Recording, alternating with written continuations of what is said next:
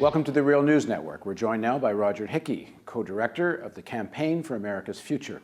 So just quickly, what is the Campaign for America's Future? Well, we're a group that is trying to build a progressive majority for change in America. We think that economics is the key to uniting the majority in America for change. And so we have focused on populist economic issues like the economy, like jobs, like Employee Free Choice Act, and like healthcare. And we do an annual conference every year that brings together the entire political movement of the progressives in America. This is Take Back America. It used to be called Take Back America, and now it's called America's Future Now. Because you think you took it back? Or we do think that we've made a first step toward taking back the country.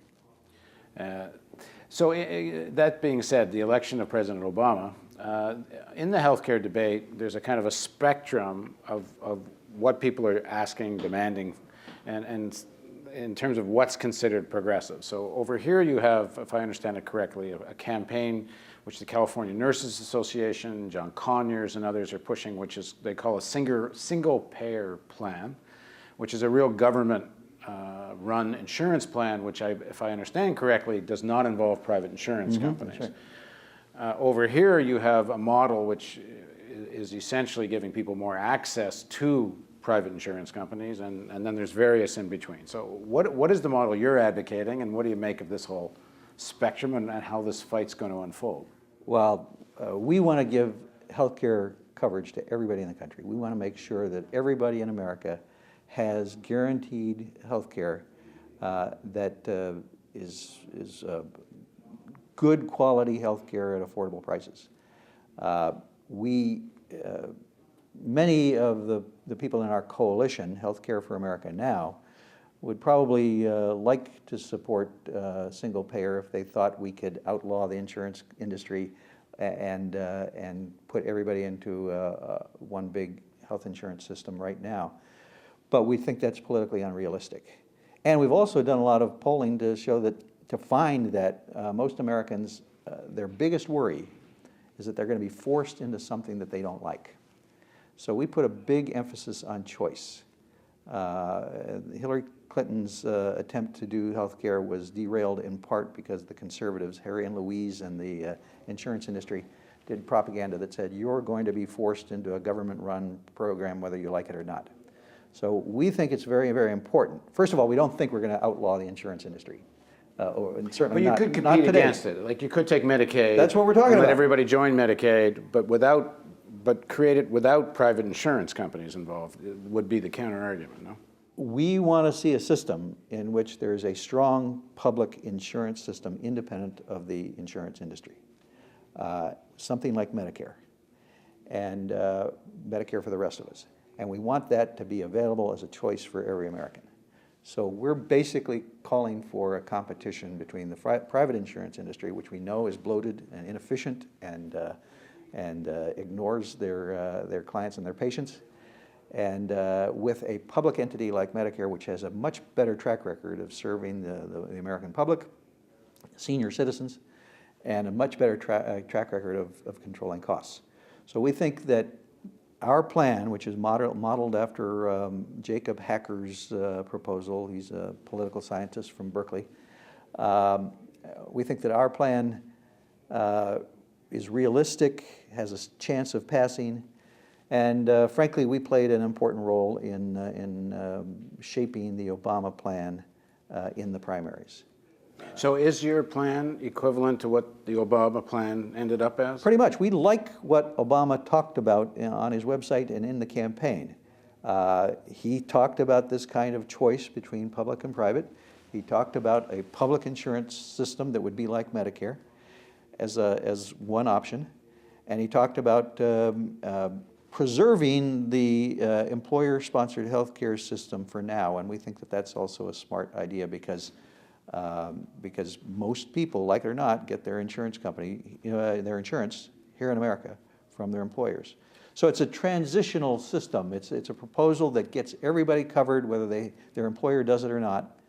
And it's also a system which, over time, as John Edwards said about his proposal in the election campaign, could evolve into a single-payer system We think it's very, very important to establish a level playing field of competition so that the public plan doesn't get all the hard cases, the sicker portion of the population. And how do you do that? Well, you do it by writing the rules of the game in a way that we're doing that right now.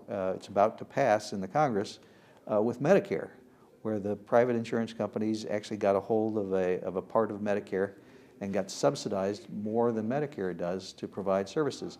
That is going to change in the next few months because we have a new Democratic administration and a new Democratic Congress.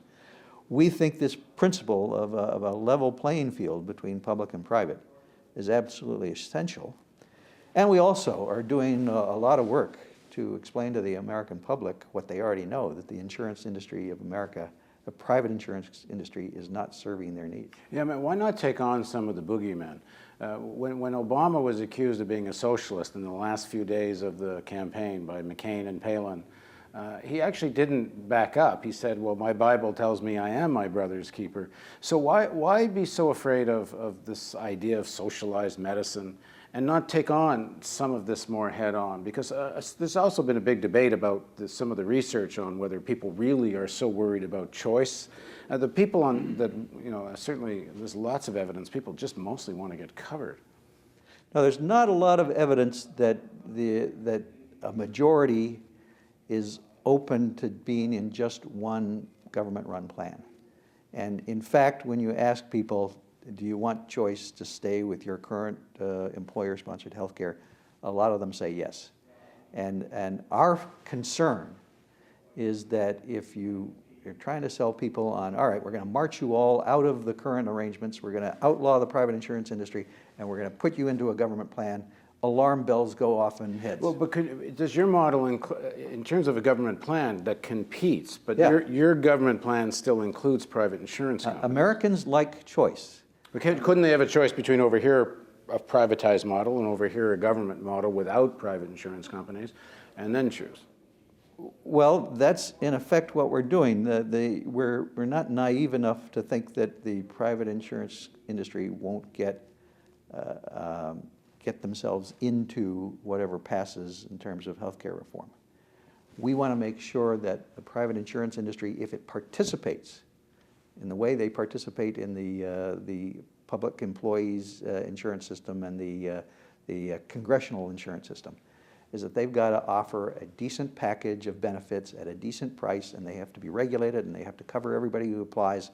And we're basically arguing that putting private insurers into a government system would require them to be regulated, would require them to change their business practices and not do what they do now, which is only insure the well and the wealthy and not the sick and the poor. But you have to keep them in play because that's what's politically possible? Yeah, I think this is a matter of political realism here.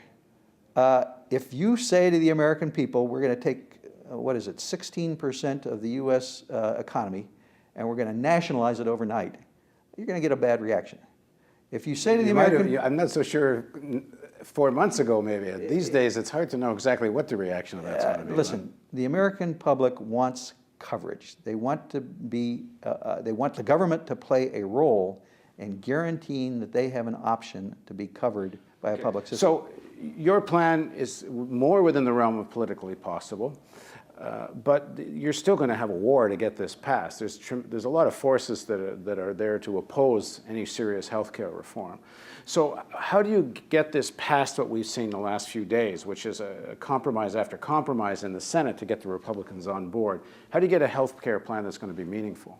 Well, first of all, we've got to acknowledge that we're playing in a political system, and the political system requires some amount of compromise.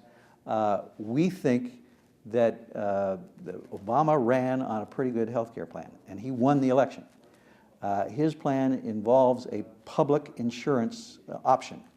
Yes, the insurance companies and the right-wing think tanks don't like that, but we think from what we've done, talking to people and polling, that it's a very attractive idea as a backup to the dysfunctional private insurance system that we have in America. So we're going to take this idea, we are taking this idea to the American public. We've got a massive coalition of 700 national and local organizations. We are working in every congressional district that matters. And we are doing advertising and building a grassroots movement for health care for all. And we think that our vision of health care is the first step toward a comprehensive health care solution for America. It's not the perfect solution. In terms of timing, when do you think this, what's the next major step? When does this hit Congress? The Obama administration is going to put forward a budget which will contain health care, we hope, in the next few weeks, and health care reform, at least money to indicate that they are moving forward. And we think that this year has got to be the year for action. Otherwise, you're postponing it for a long, long time because you've got elections, et cetera. And does the economic meltdown affect this, your planning? Most Americans, when you ask them, say, I need health care more than ever right now because of the high unemployment and insecurity.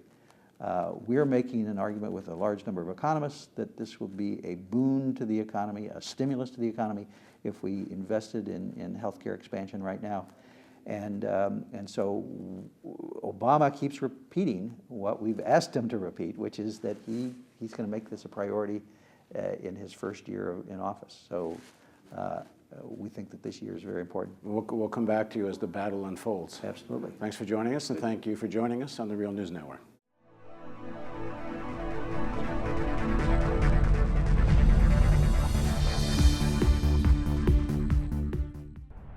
Donate today and receive a new documentary film available to members of the Real News Network.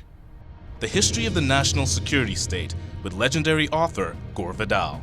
Bonus features of the DVD include an in-depth response to Vidal from ex-CIA analyst Ray McGovern, who served under 7 U.S. presidents, an exclusive interview with Colin Powell's former Chief of Staff Larry Wilkerson, and an insightful interview with oil policy analyst Antonia Juhas. The news magazine of the screen. Living glimpses of history in the making. Hollywood and Washington, there's a symbiotic relationship. They both deal with illusions. Reality doesn't often play much of a part. I think I saw through the myth of the Cold War almost from the beginning. I was a Washington political kid from a political family. Roosevelt first had radio because he had this great speaking voice and everyone liked to hear.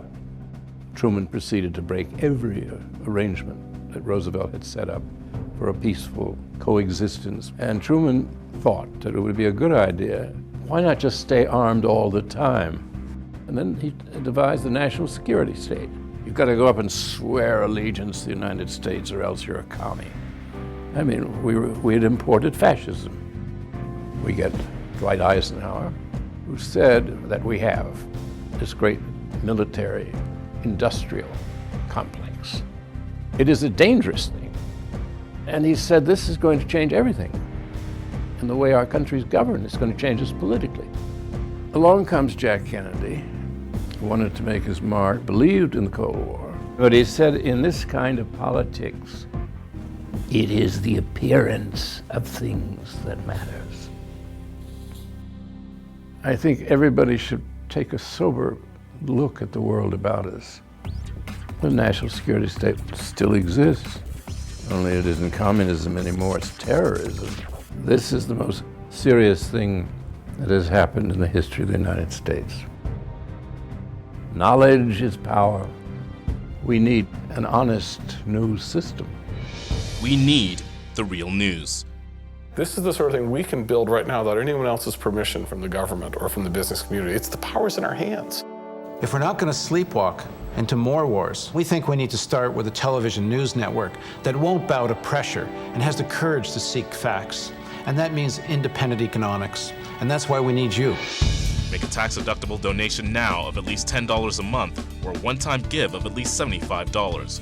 As a thank you for your support, we will send you the new documentary film, The History of the National Security State.